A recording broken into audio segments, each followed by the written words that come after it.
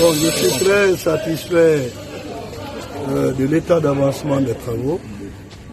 Comme vous le savez, lors du Conseil des ministres du jeudi dernier, Monsieur le Président de la transition, colonel Mamadi Doumbouya, Président de la République, chef suprême des armées, dans sa responsabilité de premier garant de la défense des droits humains, a décidé, avec tout le gouvernement de la transition,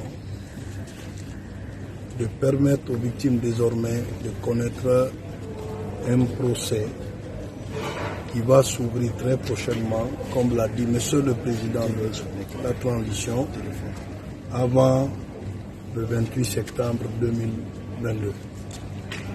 Depuis que cette annonce a été faite,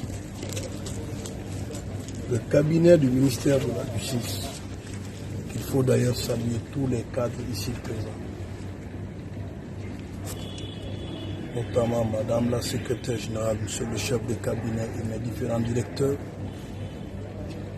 ont inscrit parmi nos priorités la création des voies et moyens pour que ce procès qui a endeuillé tant de personnes puisse avoir lieu dans le cadre de la lutte contre l'impunité dans notre pays. Et la question s'est toujours posée, où est-ce que ce procès-là doit avoir lieu?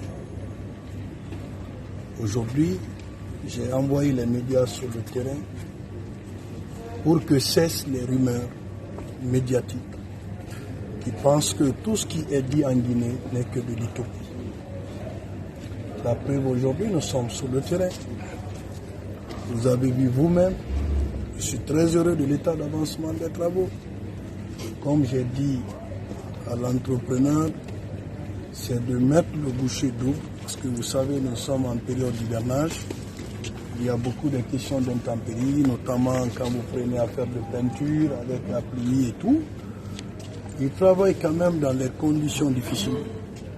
Mais j'ose croire qu'avec la volonté qu'ils ont affichée et la volonté de Monsieur le Président de la transition, ils auront toutes les ressources financières qu'il faut pour pouvoir construire et meubler ce bâtiment. Parce qu'il faut rappeler le contrat qu'ils ont, c'est le contrat de construction et d'équipement.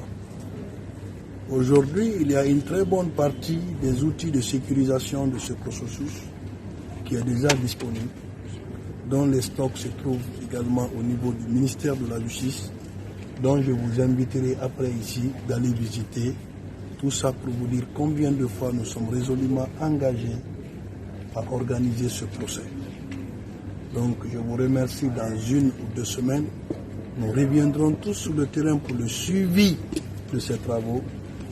Et déjà au niveau du ministère de la Justice, à travers la réactualisation des textes qui ont connu la mise en œuvre des organes de pilotage de ce projet, une réunion même a été tenue aujourd'hui par le comité technique de suivi.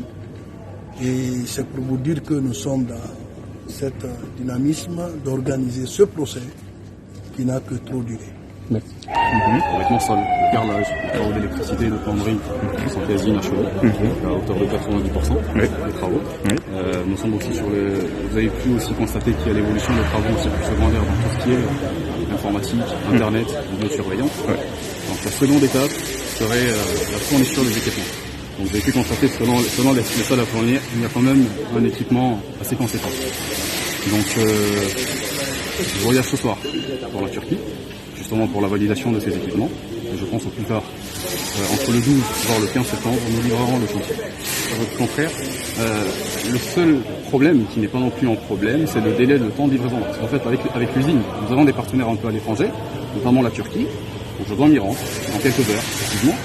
Il y a un délai de phase de production et il y a un délai de phase de livraison. Okay, donc c'est un délai qui dure en moyenne 45 jours. Nous allons essayer de négocier pour voir si on peut réduire ce délai. Il faut doubler la production pour réduire le temps, histoire que nous puissions libérer le chantier à temps prévu, c'est-à-dire entre le 12 voire le 15 septembre. Et aujourd'hui, quels sont les travaux qui sont en cours dans ce chantier-là? c'est les travaux de corps d'état secondaire, c'est-à-dire tout ce qui est revêtement sol, revêtement muraux, la peinture. Bon, le problème qui se pose actuellement, vous savez, c'est les intempéries, la pluie. Donc, quand on met la peinture à l'extérieur, avec la pluie, forcément ça reflète la peinture. Ça nous a fait une fois, deux fois, trois fois. Donc nous avançons sur les travaux intérieurs et les travaux extérieurs concernant la peinture, ce sera plutôt début septembre.